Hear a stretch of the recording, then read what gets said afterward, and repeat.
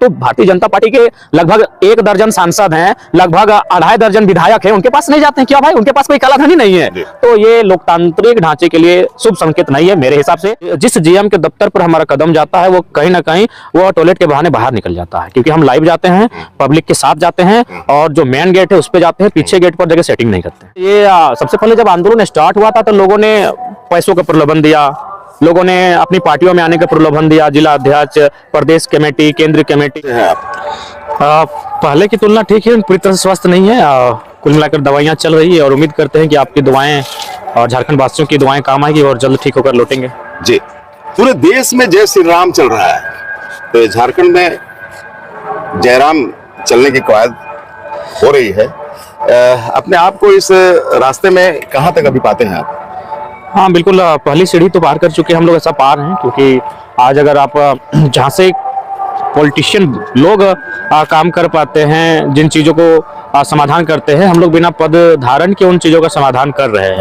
जिसकी अगर मुआवजा, क्योंकि हमारा झारखंड एक इंडस्ट्रियल क्षेत्र होता है, माइंस क्षेत्र होता है, और माइंस और इंडस्ट्रियल के क्षेत्र में लगभग हम 6 महीना के पीरियड में 10 करोड़ तक का मजदूरों को मुआवजा दिलाने का काम किए हैं। और कम से कम नहीं करने से भी सैकड़ों के आसपास जो ज्वाइनिंग 5 साल पहले किसी कारणवश उनको निकाल दिया गया था, उनको वापस बहाल करने का हमने काम किया, जो कि एक MP MLA गर्व करता है जिन उपलब्धियों पर, उसको मैंने बिना किसी पद धारण किए किया है। तो कहीं ना कहीं पार है अपने आप को कि हम लोग सही रास्ते की ओर आगे बढ़ रहे हैं। जी हाँ, यही कारण है कि आप युवाओं के सनसनी बने हुए हैं। आज कुछ खास था क्या झारखंड धाम में? चूंकि इस क्षेत्र का भ्रमण था तो उसी दरमियान ये याद आया कि हम लोग किताबों में झारखंड धाम को पढ़ते थे, अध्ययन करते थे। झारखंड की एक आस्था का केंद्र, झारखंड की गौरव का प्रतीक, तो सोचा आज वहाँ दर्शन करते हुए, आशीर्वाद लेते हुए निकले, जो हमारे 2024 में भी हमारे और हमारे राज्य के लिए भी प्रेरणादायी हो। आज आप फास्टिंग में भी हमें खबर, तो क्या ये मोदीनिज्म है या कुछ और? नहीं, मोदी जी से हमारी विचारधारा बिल्कुल भिन्न है। मोदी जी का आदर है, एक विश्व पटल पर उनकी एक पहचान है, लेकिन जहां तक विचारधारा की सवाल है वो कहीं ना कहीं कैपिटलिज्म को सपोर्ट करते हैं, कॉर्पोरेट को सपोर्ट करते हैं। उसका उदाहरण हसदेव का जंगल, एक माननीय अडानी को खुश करने के लिए आज कई लाख हेक्टेयर में फैले हुए जंगल को बर्बाद करना चाहते हैं। कई हजार की आबादी में जो आदिवासी हैं उनका कत्लेआम करना चाहते हैं। तो इसलिए उनका आदर करते हैं, लेकिन उनकी विचारधारा से हमारा विचारधारा मेल नहीं खाता है। हम झारखंड के जंगल में रहने वाला एक किसान कबीलाई कौम का बेटा है, और जंगलों को उजड़ते हुए देखकर हम कैसे उनकी विचारधारा का समर्थन करेंगे? नहीं, कभी कभी ऐसा होता है, जैसा कि अभी आप देख रहे हैं कि विचारधारा भले भिन्न हो केजरीवाल साहब की या हेमंत साहब की, लेकिन छुट्टी की घोषणा कर दी जाती है। देखिए, वो चूंकि एक आस्था का विषय है, जो हेमंत के लिए वोटर है वो उस आस्था को मानते हैं। इसका मतलब ये नहीं कि आज से मान के हिंदुइज्म की बात करते हैं। तो भारत देश में अगर हिंदुइज्म की बात किया जाए तो बहुसंख्यक आबादी है, तो जरूरी थोड़ी कि सभी लोग मोदी जी को वोट करते हैं। जी नहीं, उनका तो 31% था शायद 2014 के लोकसभा में, 19 में बढ़कर शायद 35 की क्रॉस गया, बाकी 65%, 70% तो उनके विपरीत जा रही है। तो आस्था का मतलब ये नहीं कि किसी पॉलिटिकल पार्टी विशेष को ही सपोर्ट करे, लेकिन उन्होंने चूंकि आस्था को अपना ट्रम्प कार्ड बनाया, तो इसी बहाने बाकी जो पॉलिटिकल पार्टियां थी उन्होंने भी भाई, उनकी भी जो दल में लोग बैठे हुए भी उसी आस्था का सम्मान करते हैं, तो उन्होंने उसका सपोर्ट किया उस विषय पर। देखिए, हर विषय पर आप केंद्र और राज्य भिन्न नहीं हो सकता है। कुछ कुछ विषय पर उनकी विचारधारा, कभी आप एक दूसरे की आलोचना करते हैं तो किसी नीतियों की आप समर्थन भी करते हैं, और ये होना चाहिए। और ये भारत की लोकतांत्रिक खूबसूरती भी रही है। नेहरू के पीरियड में अटल जी का पीठ थपथपाते थे, इंदिरा जी के पीरियड में अटल जी कहते थे आप निर्णय लीजिए, हम आपके साथ हैं। तो ये भारत के लोकतंत्र की खूबसूरती है, लेकिन वर्तमान में कहीं ना कहीं ये चीजें थोड़ा सा नहीं दिख रही है। आज के दिन को आप पॉलिटिकली नजर से क्या देखते हैं? हाँ देखिए, कहीं ना कहीं केंद्र में जो पार्टी है वो विश्व की सबसे बड़ी पार्टी है, और उसने भारत की जो लोग हैं उनकी नस को टटोल लिया है। वो जानते हैं इनको क्या चाहिए और क्या नहीं चाहिए, इनकी जरूरतें क्या है और क्या इनकी जरूरतें नहीं है। तो भारत जो है एक भावनाओं का देश है, और मेरा मानना है इसी कारण आज हम लोग जो जेन्युइन मुद्दे हैं उन पर कहीं ना कहीं थोड़ा पीछे हट जाते हैं। तो आदरणीय प्रधानमंत्री की बात रहे या फिर उनकी जो पार्टी है, जब बड़ी पार्टी है तो बड़े लोग हैं, वो भारत की, खासकर उत्तर भारत की नब्ज को टटोल चुके हैं और उस पर वो प्रभावी तौर पर काम कर रहे हैं। आप एजुकेशन की बात करते हैं, रोजगार की बात करते हैं और माटी की बात करते हैं, तो एजुकेशन और रोजगार को लेकर के केजरीवाल साहब की आम आदमी पार्टी भी खड़ी हुई इस देश में, और माटी और आदिवासी संस्कृति और झारखंडी संस्कृति की बात करते हैं, हेमंत भी उसी रास्ते से चल करके आया। आप में क्या अलग है इन दोनों से? देखिए, हम में अलग ये रहेगा, वो हमारे सबसे खासियत रहेगी कि हम लोग उनकी जो तौर तरीके उनको हम लोग फॉलो नहीं करेंगे। जैसे कि ठीक है, हेमंत जी बात कहते हैं कि हम उद्योगपतियों से टक्कर लेंगे, हम जो कोल्स है, कैपिटल कोल इंडिया है, उनसे टक्कर लेंगे, लेकिन ये वो अपने कथनों में कहते हैं। जबकि जब धरातल पर ये बात सामने आती है कि कुछ महीनों पूर्व उनकी चचेरी बहन का शायद विवाह था, जिसमें टाटा की ओर से 80 लाख का लाइट खर्चा दिया गया था। तो वो शख्स अगर अपने भाषणों में कह दे कि हम कॉर्पोरेट के खिलाफ जाकर जो उन्होंने जमीन अधिग्रहण के खिलाफ जाएंगे, तो पॉसिबल नहीं है। कथनी और करनी में थोड़ा उनका अंतर हो जाता है। इसलिए हम लोग का मानना है कि हम लोग जो कथनी है उसको करते हैं, और आज ये माहौल बदले हैं। क्योंकि हम भले राजधनवार में बैठे हैं, लेकिन आप धनबाद बोकारो की न्यूज आपके पास होगी। वहां जिस जीएम के दफ्तर पर हमारा कदम जाता है, वो कहीं ना कहीं वो टॉयलेट के बहाने बाहर निकल जाता है। क्योंकि हम लाइव जाते हैं, पब्लिक के साथ जाते हैं, और जो मेन गेट है उस पर जाते हैं, पीछे गेट पर जगह सेटिंग नहीं करते हैं। तो एक युवा जो अपने सपनों को साकार करने के लिए किताबों में उलझा हुआ था, अचानक से ऐसा क्या हुआ कि वो इस पॉलिटिकली उठा पटक में हाँ, बिल्कुल, ये आपका सवाल बहुत भावुक सवाल है, गंभीर सवाल है और सत्य सवाल है कि युवा जो अपने किताब के पन्नों में खोया था। बिल्कुल, जिस 10 तारीख को मेरा इस राज्य के लोग मुझसे परिचित हुए, 10 जनवरी 2022 का साल था जब मुझसे राज्य के लोग एक वीडियो के माध्यम से परिचित हुए, और उसी 10 जनवरी को मेरा पीएचडी का एक पेपर था। लेकिन जस्ट 7 दिन पहले हमारी जो गाइड मैम है, उनका फोन आया कि तुम्हारा एग्जाम जो है वो पोस्टपोन हो चुका है, अतः तुम एग्जाम के लिए बाद में फिर तुम्हारा एग्जाम लिया जाएगा। यानी अगर वो मेरे एग्जाम की डेट पोस्टपोन नहीं होती तो मैं उस कार्यक्रम में नहीं पहुंचता, ना मीडिया को मैं अपना बयान देता, ना आज राजधनवार तक मेरी पहुंच बनती, ना राज्य में एक नई विचारधारा का उदय होता। तो कहीं ना कहीं मेरा मानना है इसमें नियति का कहीं ना कहीं एक समर्थन था, एक मौन सहमति थी कि झारखंड का जो ज्वलंत मुद्दा है, जो अन्याय की जो सीमा है वो सर को पार कर रही है। अब किसी को आना चाहिए, किसी को बोलना चाहिए, किसी को इस पर मुखर होकर बात करना चाहिए। तो कहीं ना कहीं नियति ने मेरा चयन किया है। मेरा चयन मैंने भी खुद नहीं किया है, ना मेरा चयन किसी राजनेता ने किया है, मेरा चयन नियति ने किया है। इसीलिए आज मैं आपके बीच हूँ। नहीं तो मैंने तो सपने में नहीं सोचा कि कभी मैं अपने जीवन काल में राजधनवार जाऊंगा। ना मेरे स्वजातीय लोग यहाँ रहते हैं, ना मेरा किसी प्रकार का यहाँ कोई मित्र है, ना मेरे कोई मैंने किसी प्रकार के रिश्तेदार रहते हैं। तो मैंने कभी सपने में नहीं सोचा था कि मैं राजधनवार से होकर गुजरूंगा। लेकिन जब राज की बात आई तो सब एक ही हमारी जात, एक ही हमारी धर्म, वो है झारखंडी, और आज वो झारखंडी भावना हमें यहाँ खींच कर लाई है। तो इसके लिए कहीं ना कहीं पीछे जो एक बैकग्राउंड तैयार हुआ वो नियति का बैकग्राउंड है।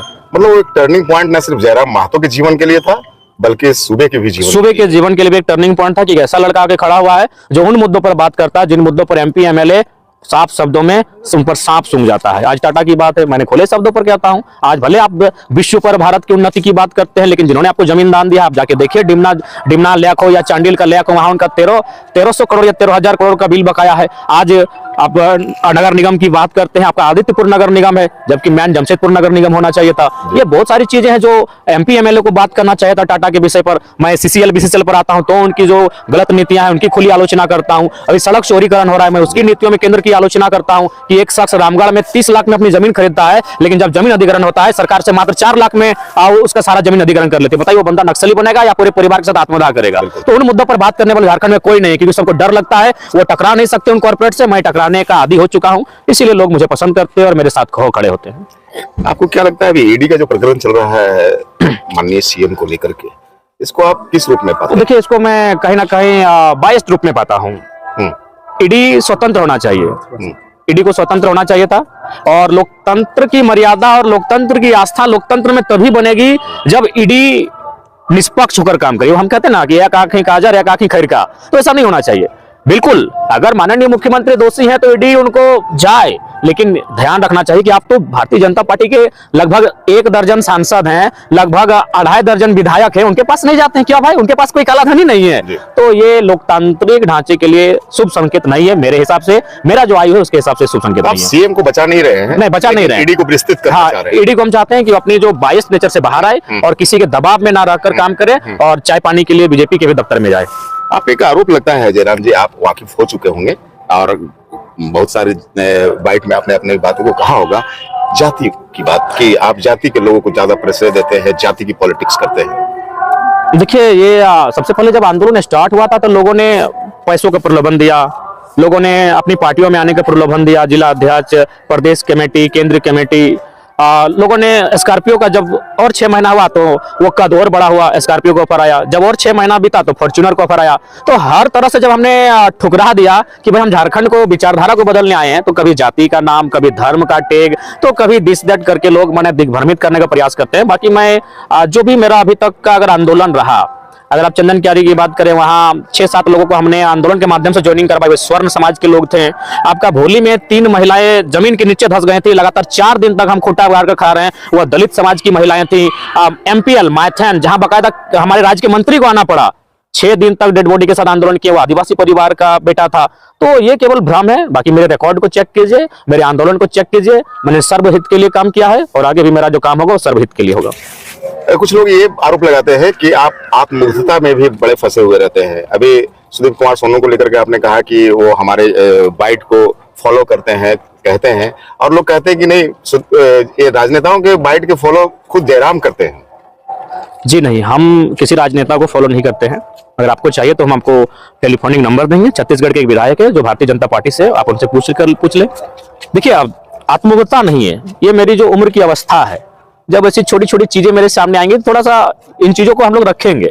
अगर हम आपकी उम्र में होते तो हम सुदीप के बयान को इस तरह नहीं रखते। सुदीप नहीं, जो भी मुख्यमंत्री को भी बोलते हैं कि आप मेरे बाइट को लेते हैं, तो अगर हम आपकी उम्र में यानी 50 की उम्र में होते तो इस बात को नहीं करते, क्योंकि हम 25 और 30 के बीच की उम्र में है तो स्वाभाविक ये बातें कुछ रखेंगे, ये हमारी उम्र का दोष है। चलिए, बड़ी साफ गोई है। ऐसा है, साफ गोई अमूमन राजनेताओं में नहीं रहता, क्योंकि ये राजनेता है नहीं, आंदोलनकारी है, तो आंदोलनकारी की भाषा बोल रहे हैं। क्या संदेश देना चाहेंगे युवाओं को? युवाओं को भी देंगे, बुजुर्गों को भी देंगे, माताओं को भी देंगे, अभिभावकों को भी देंगे, सभी को संदेश रहेगा कि झारखंड झारखंडियों के लिए बना है, प्राथमिकता झारखंड वासी को मिले, सड़क से सदन तक, 3rd ग्रेड से लेकर अफसर की नौकरी तक, और तमाम जो एग्जाम्स हैं, चाहे जो भी बहालियां हैं, चाहे कॉन्ट्रैक्ट हो या फिर प्राइवेट सेक्टर हो, पब्लिक सेक्टर हो, झारखंडी को पहली प्राथमिकता मिले। और इसीलिए झारखंड भी बना है, तभी झारखंड की उन्नति होगी। तो इसके लिए सबसे पहले जो हमारी डोमिसाइल पॉलिसी है उसको राज्य को क्लियर करना चाहिए। ये खेसारी लाल यादव को लेकर के बड़ा, देखिए, मुझे लगता है कुछ लोगों ने इसे बहुत बड़ा तुल देने का कार्य किया। हमारा एक ही लाइन कहना है, इससे पहले अक्षरा जी भी आई थी, बकायदा झारखंड सरकार के कार्यक्रम में आई थी, तो हमने भी कहा था अक्षरा जी एक कलाकार है, कलाकार की सीमा नहीं होती है, एक नारी भी, उनका सम्मान है। हमारा सवाल सरकार से है कि हमारे भी कलाकार हैं, वह कहीं ना कहीं दुखी हैं, हताश है, निराश है। कई लोग तो आप सुनते होंगे एक समय, जो भी अभी खोटा में गीत है वो मनोज देहाती के हैं, गौतम जी के गीत है, सतीश के, लेकिन वो कहाँ है? क्योंकि आपने उन्हें इग्नोर किया था। हमने ये सवाल रखा, उसी प्रकार हमारा ये सवाल है कि हमारे भी इस झारखंड की मिट्टी में कलाकार हैं, उनको प्राथमिकता दे। वो डाउन हो रहे हैं, वो मिट्टी में पलीन हो रहे हैं। जब उन आखिर एक बहुत बड़ा बजट दे के आप बाकी पड़ोसी राज्यों के कलाकारों को लाते हैं, तो पहले हमारे कलाकारों को प्राथमिकता दे। तो हमारा सवाल था उस समय सरकार से, और इस समय जो भी सवाल किया आयोजन समिति से होना चाहिए था। तो उस बीच हम चूंकि अस्वस्थ थे, हम इलाज के लिए बाहर चल रहे थे, क्या घटना गर्म हुआ उसको मैंने संज्ञान में भी नहीं लेने पाने में असमर्थ रहा। तो कलाकारों का कोई सीमा नहीं होता, पक्षी गाते हैं गीत, तो क्या कुछ ने मना किया? उड़ता हुआ गुनगुनाता हुआ पार कर जाएगा। तो ऐसा ये आज रामलीला की प्राण प्रतिष्ठा हो गई मर्यादा पुरुषोत्तम की, अब लगता है कि चुनाव की शुरुआत होगी, आचार संहिता। देखिए, मेरा मानना है कि आपकी क्या तैयारी है? देखिए, हम लोग तो तैयार हैं, और जो हम लोग की तैयारी का बैकग्राउंड है वो है ऊर्जा, युवाओं का जोश है। हम स्वीकार करते हैं कि हम में अनुभव की कमी है, हम नौसिखिए हैं, हम अभी पल्लवित हो रहे हैं। हमारी एक ही ताकत है, वो युवा है, और इसको मैंने प्रमाण भी दिया है। और मैं अपनी फिर आत्मनिर्भरता की बात नहीं करूंगा, लेकिन आप पूरे माने वर्ल्ड के इतिहास को खंगाल लीजिए कि शायद ही कोई पॉलिटिकल लीडर ऐसा होगा जो स्कॉर्पियो के छत पर बिना पानी पिए, बिना, हमको लग रहा 10 सेकंड का भी गैप नहीं हुआ होगा, और हमने डुमरी के मैदान में लगभग पूरा 4 घंटा का भाषण दिया। तो मुझे उम्मीद है कि जब आदरणीय नरेंद्र मोदी झारखंड आएंगे, आदरणीय राहुल गांधी जी झारखंड आएंगे, आदरणीय केजरीवाल जब झारखंड आएंगे, वह जब आधे घंटा का स्पीच देंगे, हम लोग 4 घंटा देंगे, तो उनके अनुभव को हम लोग अपने जोश से, अपनी एनर्जी से बांटने का काम करेंगे। ग्लैमर है आपका। लोकसभा चुनाव में आपकी पार्टी शिरकत करेगी? बिल्कुल करना चाहिए, और करना चाहिए मतलब करेगी ही। हम लोग करेंगे, इसलिए करेंगे कि अगर हम लोकसभा में पार्टिसिपेट नहीं करते हैं तो हमारे जो योद्धा तैयार हुए हैं वो कहाँ जाएंगे, किनके साथ जाएंगे? तो हम लोग लोकसभा चुनाव लड़ेंगे, और कुछ मुद्दे ऐसे हैं जिनका समाधान दिल्ली में होगा। जैसे भूमि अधिग्रहण का जो बात आती है, वन्य अधिकार कानून की बात आती है, वो दिल्ली के चर्चे हैं, उनका चर्चा दिल्ली में होगा। और विधानसभा की कुछ रणनीति? लोकसभा के जस्ट तुरंत बाद हम लोग विधानसभा पर फोकस करेंगे, और हम लोग उम्मीद करते हैं कि विधानसभा में तो खैर बहुत बड़ा बदलाव, हम लोग भी उम्मीद रखते हैं कि एक अच्छी सीटों को हम लोग जीतेंगे, और सरकार में अगर हमारी भूमिका रही तो राज्य के लिए बहुत कुछ हम लोग करेंगे।